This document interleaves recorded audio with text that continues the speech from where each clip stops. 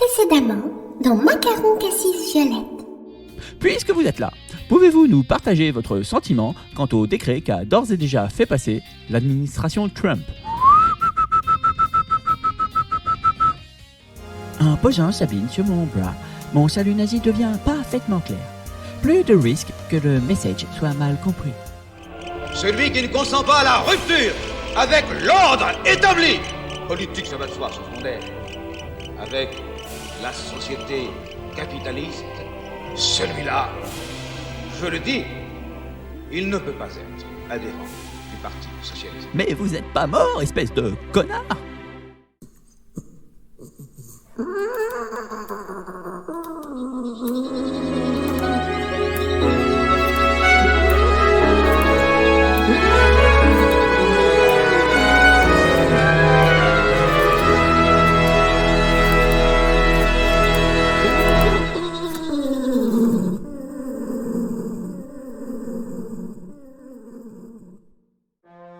Certes, le gouvernement n'a pas été censuré, mais ça n'est pas passé loin.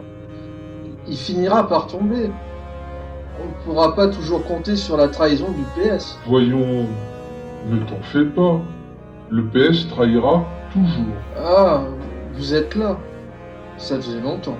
C'est le rôle d'un ami imaginaire d'être présent dans les coups durs. Tu parles d'un coup dur.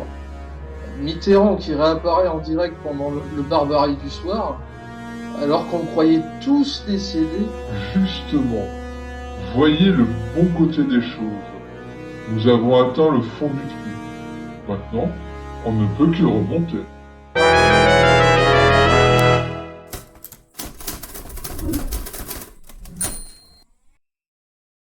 Je reçois ce soir le prince des ténèbres, Baphomet. Bonsoir, monsieur de Barbarie. C'est l'information brûlante révélée par notre précédente émission. Un vieil hibou socialiste est de retour d'entre les morts. Vous êtes un spécialiste de l'au-delà. Comment expliquez-vous ce phénomène? Eh bien, quelqu'un lui aura tendu le micro. Vous savez, Lionel Jospin n'a pas fait que quitter la vie politique en 2002. Il n'est pas décédé.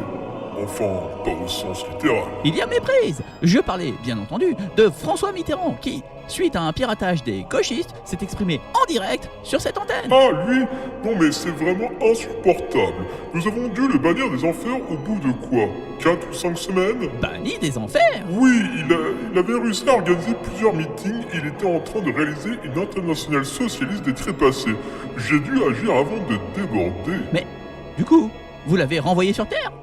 Comment se fait-il que nous ne l'ayons pas vu avant? Non, nous lui avons collé une OQTE, obligation de quitter le territoire des enfers, expulsé au paradis. En tout cas, ce n'est plus mon problème, voyez avec Pierre. Mais maintenant, il est de retour sur Terre. Bon, eh bien, c'est votre problème désormais. Bon courage. Avec cette interview de Baphomet, j'ai dû pulvériser la concurrence. Allons les regarder se lamenter. Je fais juste une parenthèse avec cette question parfois dérangeante, et ce n'est pas tant moi qui la pose que ce que j'entends parfois dans l'opinion publique. Est-ce que vous avez pensé à rouvrir des bagnes? Bah non. Ah! Il l'a invité, lui! Je n'avais pas osé. Baphomet, ça passe. Cthulhu, pourquoi pas? Mais lui! La situation est grave. Pour ne pas me faire voler l'audience, il faut que j'aille encore plus loin.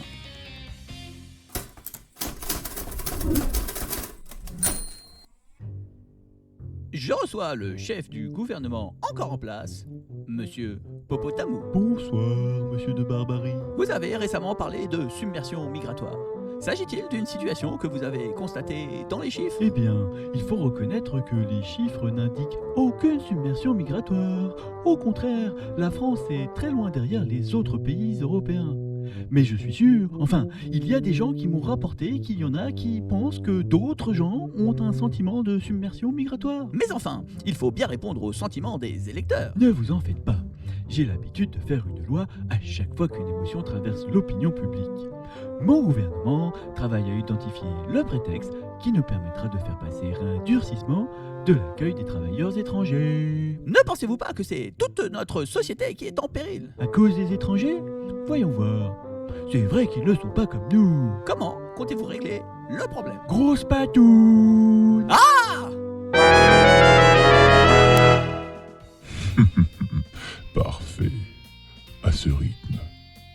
vont rapidement rejoindre nos rangs.